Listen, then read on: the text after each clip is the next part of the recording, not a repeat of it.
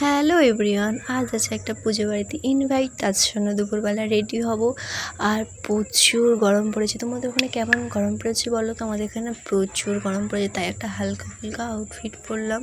আর আমার এই হালকা ফুলকা আউটফিটটা কেমন লাগছে একটু কমেন্টে জানো তো। এখন অনেক কমেন্ট করবে, হ্যাঁ তুমি আউটফিট দেখাচ্ছ না অন্য কিছু, যাই হোক তাতে আমার কোনো যায় আসে না।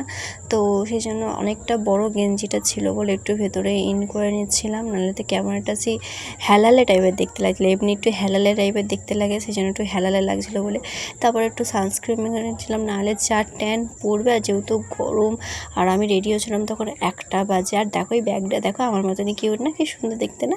জানি।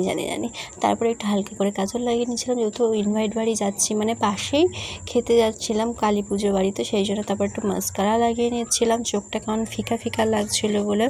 আমি না get ready with me video না করতে ঠিক পারি না, সো আজকের মতন প্রথমবার ট্রাই করলাম। কেমন হয়েছে একটু কমেন্টে জানাও তো।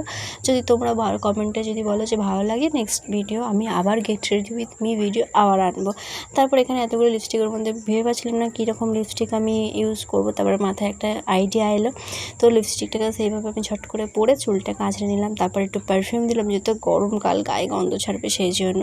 আর এই দেখো আমি ফাইনাল রেডি হয়েছি, তারপরেও ঘেমে চান করে গেছি। যাই হোক, আমার গেট রেডি ভিডিও কেমন লাগলো অবশ্যই কমেন্ট জানাবে। ভালো লাগে লাইক কমেন্ট থাকা যায়। নেক্সট ভিডিওতে বাই।